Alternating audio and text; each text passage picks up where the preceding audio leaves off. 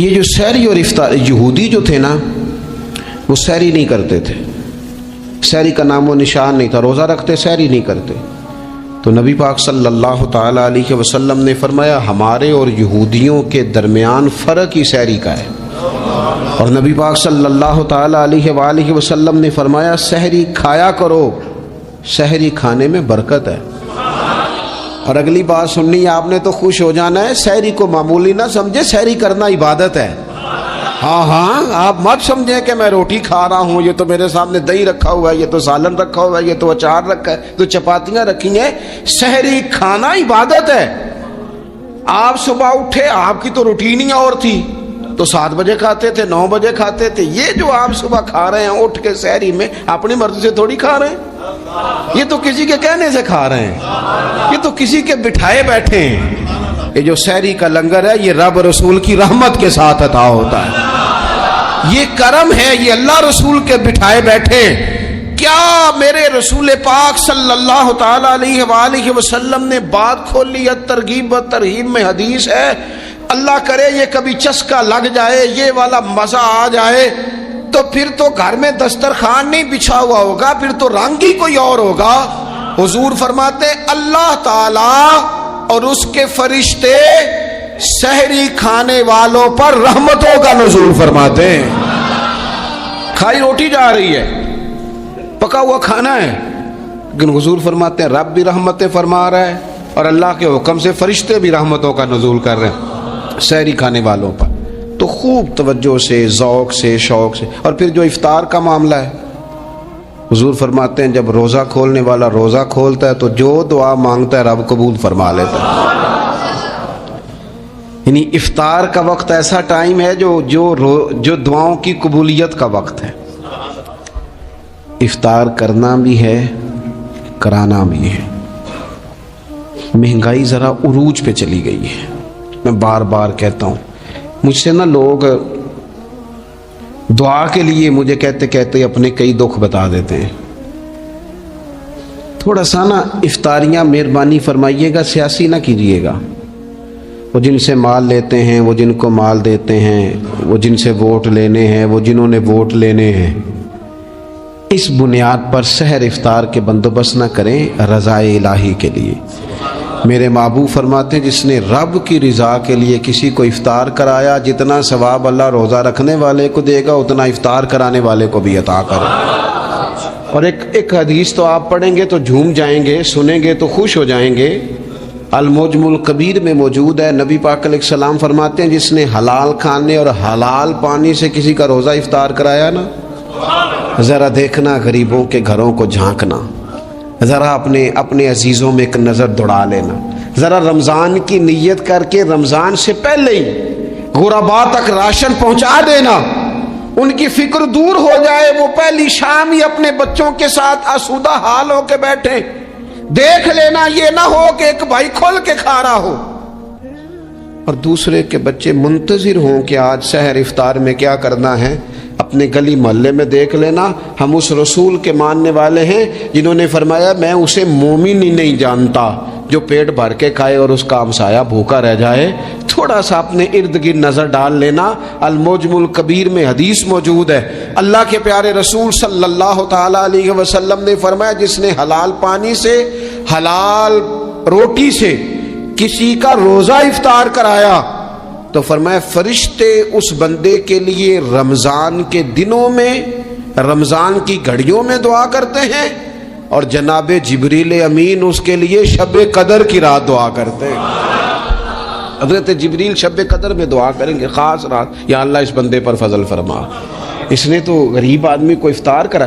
یہ ایک عبادت ہے، اس عبادت کا خیال کریں. پھر اعتکاف آئے گا، رمضان کے آخری 10 دنوں کا اعتکاف. اسلام میں رہبانیت نہیں ہے، لیکن کبھی کبھی سب سے کٹ کے اپنے رب کے ساتھ جڑ جانا. کچھ رات کی عبادتیں، کچھ تنہائی کے اذکار، کچھ درود و سلام کا ذوق. یہ ان ساری خوبصورتیوں میں سے ایک خوبصورتی اعتکاف بھی ہے. اللہ کے پیارے رسول علیہ الصلوۃ والسلام ہمیشہ اعتکاف کرتے. اور حضرت عطا بن رباح رضی اللہ تعالیٰ عنہ کیسی خوبصورت بات ارشاد فرماتے ہیں. فرماتے ہیں موتقف تو اس آدمی کی طرح ہے جیسے کسی بندے کو کسی کے ساتھ کوئی کام پڑ جائے نا تو وہ جا کے اس کے دروازے پر بیٹھ جاتا ہے کہ جب تک میرا کام ہوگا نہیں میں جاؤں گا نہیں۔ فرماتے ہیں یہ اعتکاف والا بھی آ کے رب کریم کے گھر بیٹھ گیا ہے کہ جب تک تو معاف نہیں کرے گا میں جاؤں گا نہیں، جب تک تو بخشش نہیں کرے گا میں اس دروازے سے ہٹوں گا نہیں۔ حضرت ابن عباس رضی اللہ تعالیٰ عنہ نبی پاک علیہ السلام کے روضہ انور کی طرف اشارہ کر کے کہا کرتے تھے زیادہ دیر نہیں ہوئی، اشارہ کر کے کہتے تھے زیادہ دیر نہیں ہوئی، اس روضہ مبارک میں آرام فرما۔ رسول رحمت علیہ السلام سے میں نے اپنے کانوں سے سنا ہے، اور جب یہ بات ارشاد فرماتے تھے تو روتے بھی تھے۔ فرماتے ہیں میں نے خود نبی پاک علیہ الصلوۃ والسلام سے سنا ہے کہ جو شخص اللہ تعالیٰ کی رضا کے لیے ایک دن کا بھی اعتکاف کرے گا نا، اللہ تبارک و تعالیٰ اس کے اور جہنم کے درمیان 3 خندقوں کی آڑ بنا دے گا، اور فرمایا ان کی مسافت زمین و آسمان سے بھی زیادہ ہوگی۔ یہ 3 خندقیں اتنی بڑی جن کی چوڑائی زمین آسمان سے بھی زیادہ ہوگی، ایک دن اعتکاف کر لے تو اللہ اس بندے کو دوزخ سے اتنا دور فرما دے گا۔ تو بہت سارے لوگ ہیں جن کو بڑا ٹائم ملتا ہے چھٹیاں گزارنے کے لیے، کبھی کسی سیاحتی مقام پر کبھی کسی سیاحتی مقام پر، خرچہ بھی مل جاتا ہے، کام بھی ہو جاتا ہے، سارے سلسلے بن جاتے ہیں، بڑی بڑی جگہوں پہ لوگ جا کے ٹائم گزارتے ہیں۔ تو ایسا نہ ہو کہ 10 دن اللہ کے گھر میں بھی گزارے جائیں۔ علماء نے لکھا ہے کہ کوشش تو کریں ہر سال اعتکاف ہو، نہ ہو سکے تو چلو چند سالوں کے بعد ہو جائے۔ اور فرماتے ہیں کہ زندگی میں ایک دفعہ تو اس سنت کو ضرور ادا کرنا چاہیے۔ کوئی بندہ ایسا نہ ہو جو محروم رہ جائے، زندگی میں ایک بار صحیح پر اعتکاف کے ساتھ اپنے آپ کو وابستہ ضرور کرے۔ رمضان المبارک کے اندر آخری عشرہ شب قدر کی تلاش کا عشرہ ہے۔ اللہ کے پیارے رسول صلی اللہ تعالیٰ علیہ وسلم ان 10 دنوں میں خود بھی عبادت کرتے تھے اور گھر والوں کو بھی جگایا کرتے تھے، اور اپنے اہل خانہ کو تاکید فرماتے تھے کہ اٹھو اٹھو، آگے بڑھو، یہ آرام کرنے کے دن نہیں ہیں۔ ہمارے ہاں یہ ہوتا ہے کہ وہ جو آخری 10 دن زیادہ عبادت کے تھے، شب قدر کی تلاش کے تھے، وہ آخری 10 دن سارے بازار میں گزر جاتے ہیں، کپڑے سلوائے جا رہے ہیں، کپڑے خریدے جا رہے ہیں، جوتے خریدے جا رہے ہیں، واپس کیے جا رہے ہیں، دوبارہ لیے جا رہے ہیں، سفر ہو رہا ہے، آنا جانا ہو رہا ہے، عیدیاں بٹ رہی ہیں۔ تو یہ سارے کام جو آخری عشرے میں کرنے ہیں، جو زیادہ عبادت کے دن تھے، وہ سارے کام تو رمضان سے بھی پہلے کر لینے چاہیے۔ کپڑے رمضان سے پہلے خریدے جائیں، پہلے سلوا لیے جائیں، جوتے پہلے لے لیے جائیں، ضرورت کے کام پہلے کر لیے جائیں۔ جہاں آپ کو جو بانٹنا ہے وہ رمضان سے پہلے کریں۔ وہ مفت کی اپنے دل کو مطمئن کرنا کہ اب میرے پاس یہ بڑے میں خیر کا کام کرنے نکلا ہوا ہوں، میں عیدی بانٹنے جا رہا ہوں، یہ پہلے بانٹنے تھے۔ یہ عجیب بات ہے کہ جو زیادہ وقت مسجد میں گزارنے کا ٹائم تھا وہ سارا ہم نے ضائع کر دیا، وہ ادھر ادھر بازاروں کی نظر ہو گیا، میل ملاپ کی نظر ہو گیا۔ تو اگر چیزوں کو مرتب کیا جائے، میں تو دوستوں سے کہا کرتا ہوں زکوٰۃ کا حساب، صدقات کا حساب، صدقات فطر کا حساب، جتنے بھی روٹین کے کام ہیں اس کو کوشش کریں رمضان شریف سے پہلے آپ ترتیب دیں، آپ ان چیزوں کو پہلے سے مرتب کریں تاکہ وہ بہترین ہو جائیں۔ ہم تو اس دین کے ماننے والے ہیں جہاں نیت کرو تو اجر شروع ہو جاتا ہے۔ آپ رمضان کی نیت سے جو آج خرچ کریں گے اس کو اللہ تعالیٰ رمضان کے ثواب کے برابر ہی اجر عطا فرمائے گا۔ لیکن وہ ہم نا کچھ لوگ بڑا ایک صاحب مجھ سے کہنے لگے جی میں نے سنا ہے صدقہ فطر آخری عشرے میں ہی دینا چاہیے۔ میں نے کہا آپ کا پروگرام تب دینے کا، اس لیے آپ نے یہ گاڑا کر کے سن لیا، ذرا اس کو آپ نے زیادہ غور سے سن لیا ہے۔ آپ جب ضرورت محسوس کریں، جب آپ سمجھیں کہ کسی کو ضرورت ہے، ضرورت کے وقت کوئی چیز کام نہ آئی تو پھر کب جا کے کام آئی۔ تو میری آپ سے یہ اپیل رہے گی کہ پہلے سے چیزوں کو مرتب کریں، معاملات کو پہلے سے طے کریں۔ وہ لوگ بڑے اچھے ہوتے ہیں جو وقت پر منصوبہ بندی کرتے ہیں، جو چیزوں کو ٹائم پہ مرتب کرتے ہیں۔ وہ ٹائم جو ہمارا بالکل اللہ کی بارگاہ میں حاضری کا ہے، عبادات کا ہے، اگر وہ سارا گاڑیوں کی نظر ہو جائے گا، اسفار کی نظر ہو جائے گا تو ہم نے حاصل کیا کیا۔ ایک بات آخر میں بڑے درد کے ساتھ آپ کی خدمت میں عرض کرنی ہے، ہر سال کہتا ہوں، اس سال بھی کہوں گا، ذاتی اخراجات کو کچھ کم کیا جائے گا۔ ذاتی اخراجات نہ کچھ لوگوں کے بہت زیادہ ہیں۔ ان کے اپنے لباس کے، کپڑوں کے، اور وہ اخراج. میں نے پچھلے جمعے بھی کہا تھا اسلام ذبائش کی اجازت دیتا ہے، نمائش کی اجازت نہیں دیتا.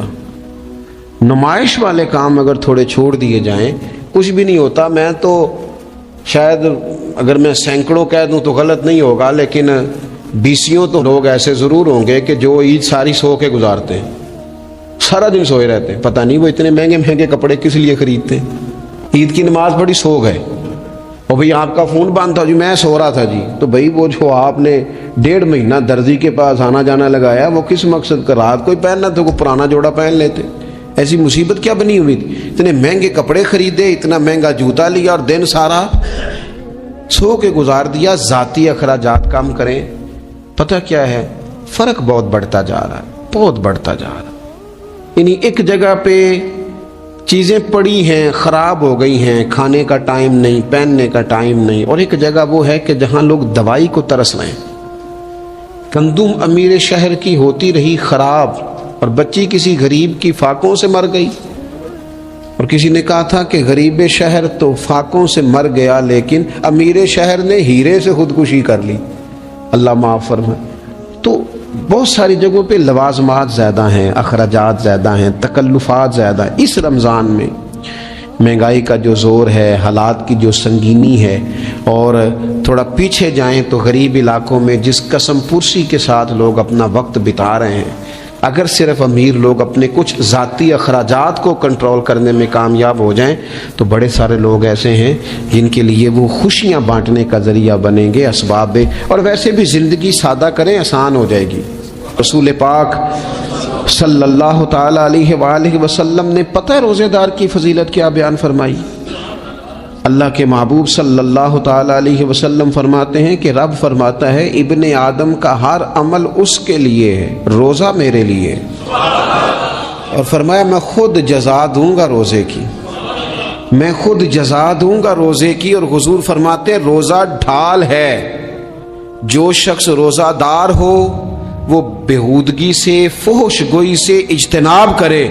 اور اللہ کے محبوب صلی اللہ تعالی علیہ وسلم فرماتے ہیں اگر کوئی شخص اسے گالی دے، اگر کوئی شخص اس سے جھگڑا کرنا چاہے تو پتہ کیا جواب دے؟ اسے کہے بھئی میں روزے دار ہوں، میرے منصب کا تقاضا نہیں کہ میں تیرے ساتھ الجھوں. اور رسول پاک صلی اللہ علیہ وسلم فرمانے لگے اوہو اتنی بڑی بات. حضور فرمانے لگے، یہ صحیح مسلم کے لفظ ہیں، کریم محبوب فرمانے لگے مجھے اس رب کی عزت کی قسم جس کے قبضے میں محمد عربی صلی اللہ علیہ وسلم کی جان ہے. حضور فرماتے روزہ دار کے منہ کی خوشبو اللہ تعالیٰ کے نزدیک قیامت کے دن مشک کی خوشبو سے بھی زیادہ وقت والی ہوگی. اس کے منہ سے جو خوشبو آتی ہے قیامت میں مشک پیچھے رہ جائے گا. اور رب کی بارگاہ میں صرف روزہ دار کے منہ سے، اگر تیرے منہ کی خوشبو رب کو اتنی پسند ہے تو تجھے بھی تو اپنے منصب کا خیال ہونا چاہیے کہ میں نے روزہ رکھا ہوا ہے، میں روزہ دار ہوں. اور میرے نبی پاک علیہ السلام کے یہ 2 لفظ ہیں نا، وہ صوفیاء ہیں نا، اللہ کے نیک بندے جو ساری زندگی تڑپتے رہے کہ کبھی اے حقیقت منتظر نظر آنا لباس مجاز میں، کبھی مالک ایک دفعہ کبھی تیرا جلوہ ملے، کبھی اے حقیقت منتظر نظر آنا لباس مجاز میں. لاکھوں سجدے تڑپ رہے ہیں میری جبین نیاز میں. اور جو ساری زندگی کہتے رہے کہ ہم تو عمر دراز مانگ کے لائے تھے 4 دن، 2 آرزو میں کٹ گئے، 2 انتظار میں کہ دیکھو انہیں انعام ملنے لگا ہے. جو اس کی راہ کے سوالی تھے، جو اس کے رستے کے مسافر تھے، جو اسے پانا چاہتے تھے، جو اس کی دید کرنا چاہتے تھے، جو اسے ملنا چاہتے تھے، میرے رسول پاک علیہ السلام نے فرمایا روزہ دار کو 2 خوشیاں ملیں گی. ایک خوشی اس وقت ملتی ہے جب وہ افطار کرتا ہے، اور فرمایا ایک خوشی اس وقت ملے گی جب وہ اپنے رب سے ملاقات کرے گا، جب وہ اس سے ملے گا تو اس وقت روزہ دار کو خوشی ہوگی.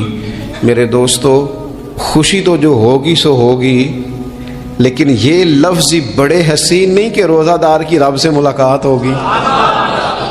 یہی لفظ بڑے با کمال نہیں ایک روایت میں تو یہ ہے نا کہ روزہ میرے لیے ہے، میں اس کی جزا دوں گا، اور ایک روایت میں یہ ہے کہ روزہ میرے لیے ہے اور رب فرماتا ہے میں خود روزے کی جزا ہوں، یعنی باقی نیکیوں پر ثواب ملے گا، روزہ رکھنے والے کو رب رحمان ملے گا۔ نبی اکرم صلی اللہ تعالی علیہ وسلم کے امت کے صوفیاء نے نا کچھ چیزوں کو بڑا کھولا ہے۔ عارف رومی کہتے ہیں کہ ایک دن نا محمود غزنوی نے خزانوں کے دروازے کھول دیے اور فرمایا بھئی میں نے آج ہر چیز کھول دی ہے، جو جس چیز پہ ہاتھ رکھے گا وہ اسی کی ہو جائے گی۔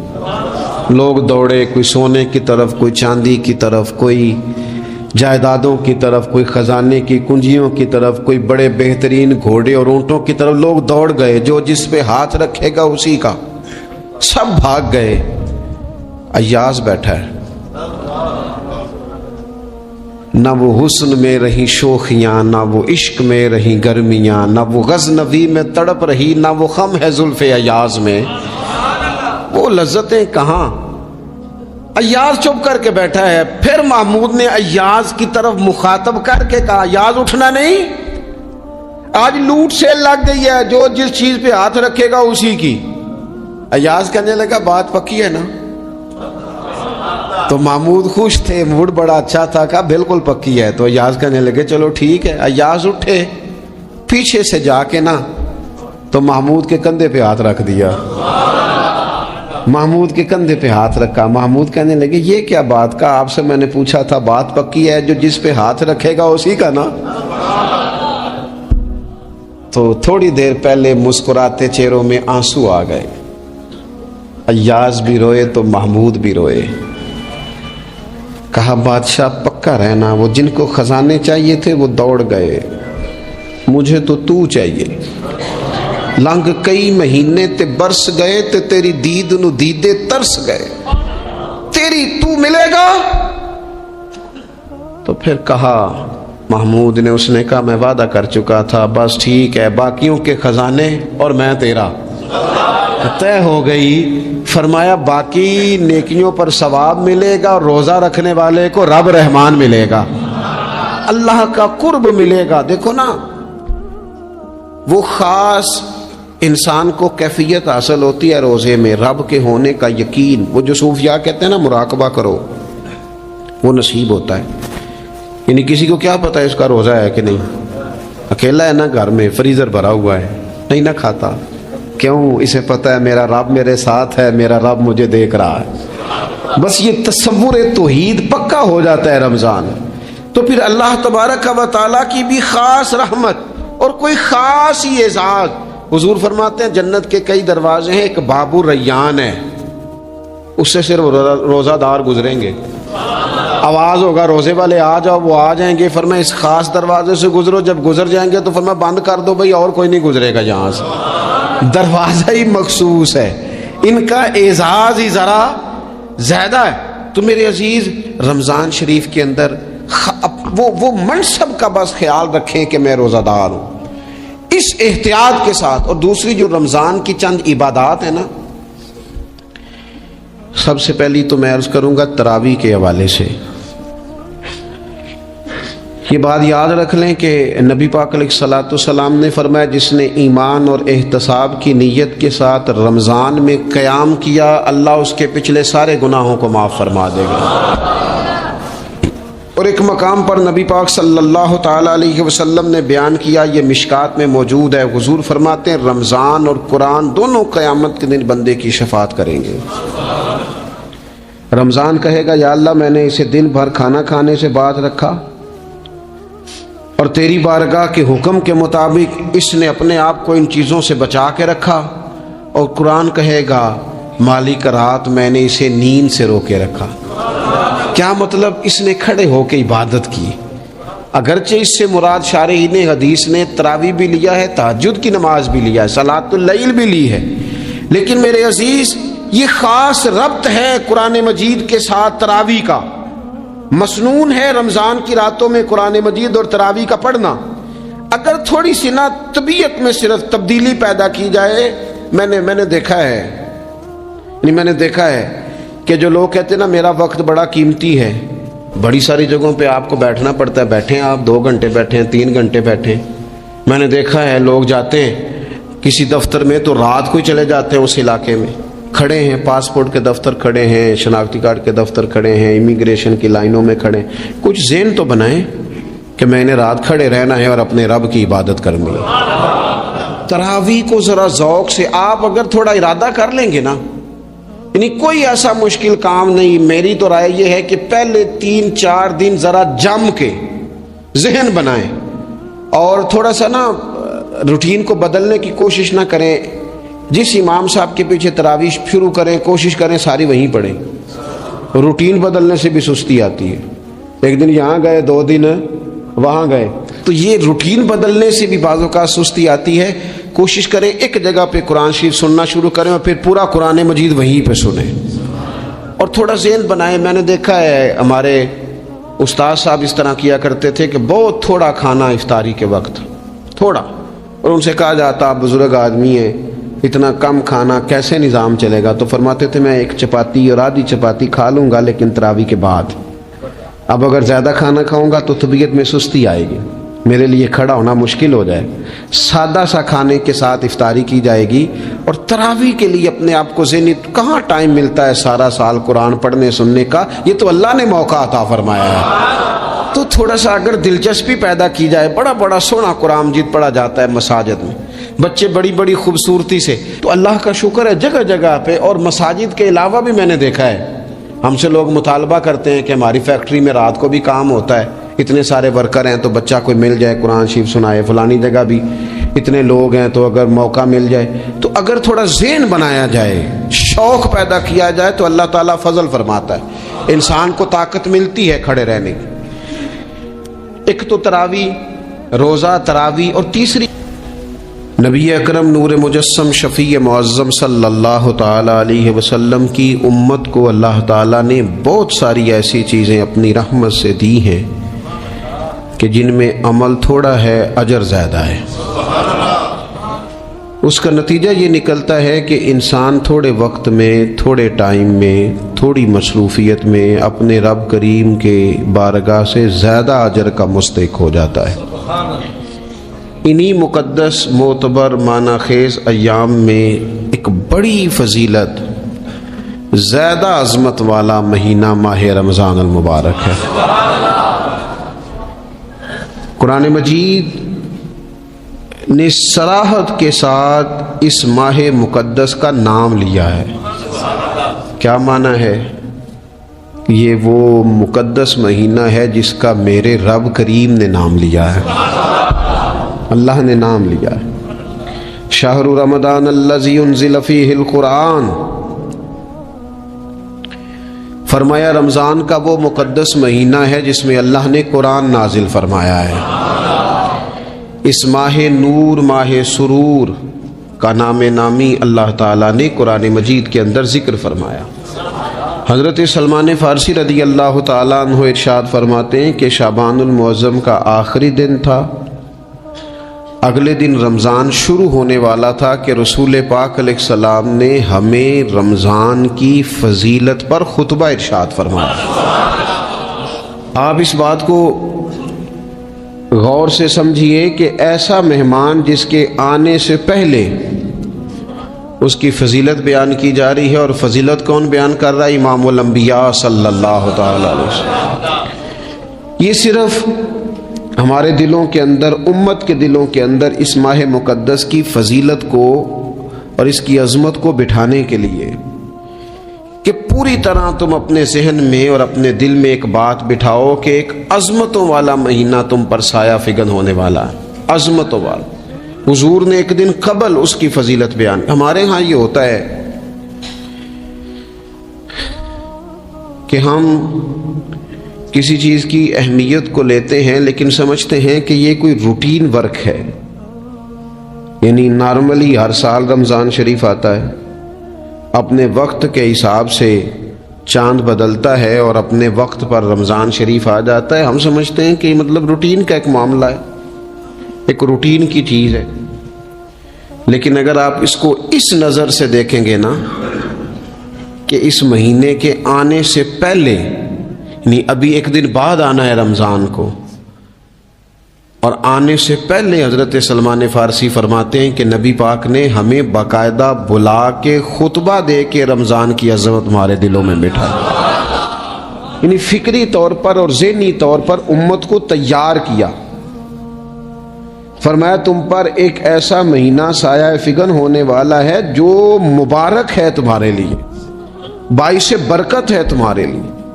تم اپنے آپ کو ذہنی طور پر تیار کرو کہ ایک ماہ نور تمہارے قریب آ رہا ہے۔ جو رمضان، اسلامی عبادات جتنی بھی ہیں نا، وہ مخصوص پوجا پاٹ نہیں،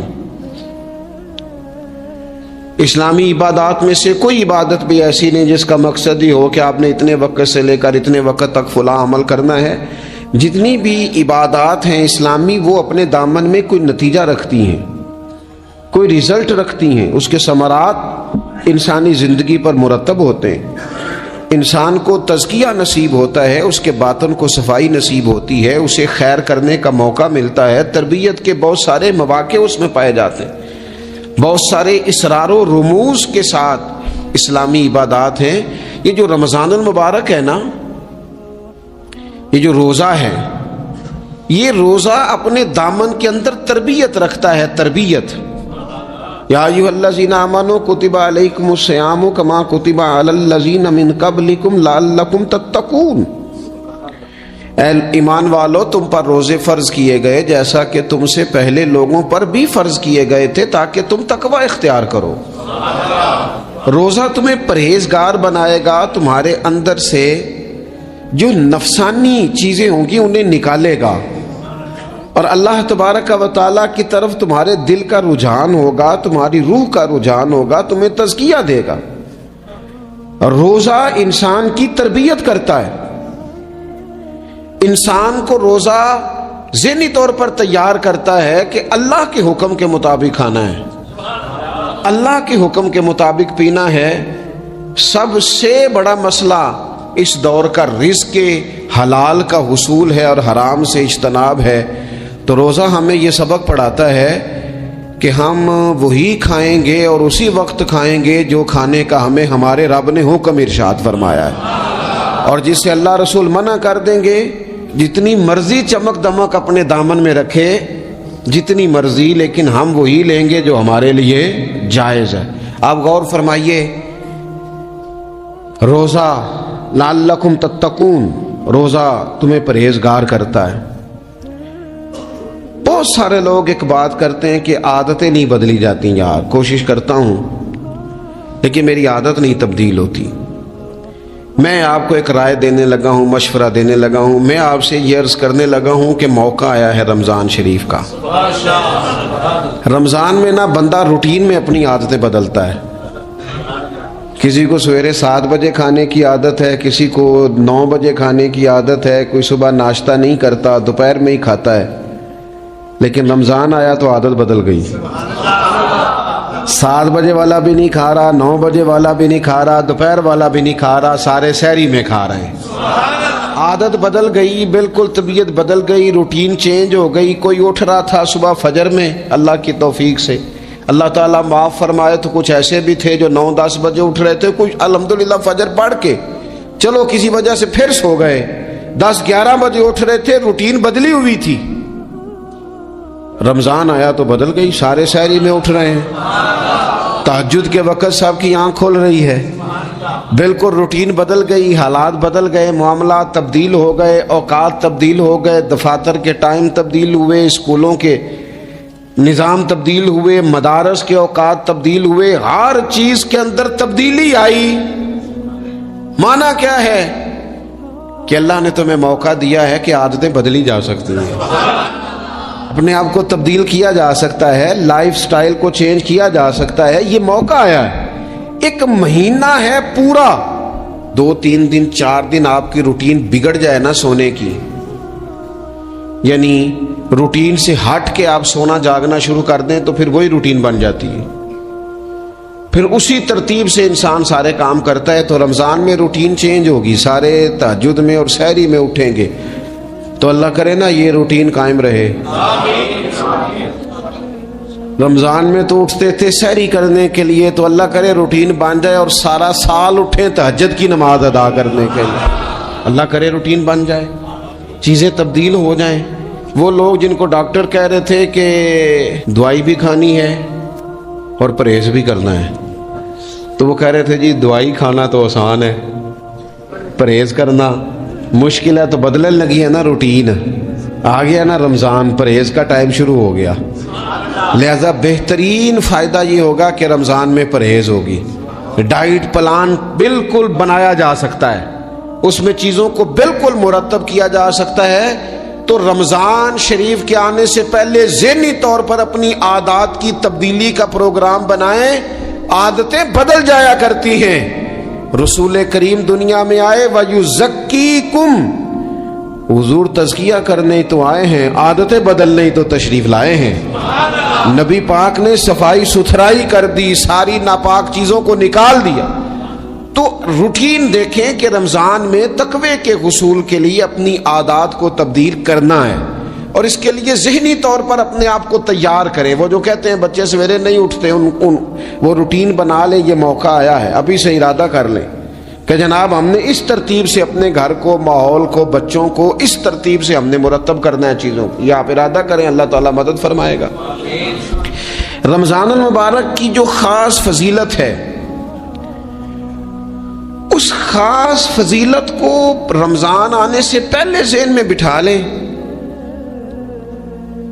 اور رمضان المبارک پورے کا پورا اس ذوق سے گزاریں کہ ذہن میں بات موجود ہو، ذہن میں کہ دراصل رمضان کیا ہے۔ اللہ کے پیارے رسول صلی اللہ تعالی علیہ وسلم نے فرمایا، اے لوگو تم پر ایک عظیم المرتبت مہینہ سایہ فکن ہو رہا ہے۔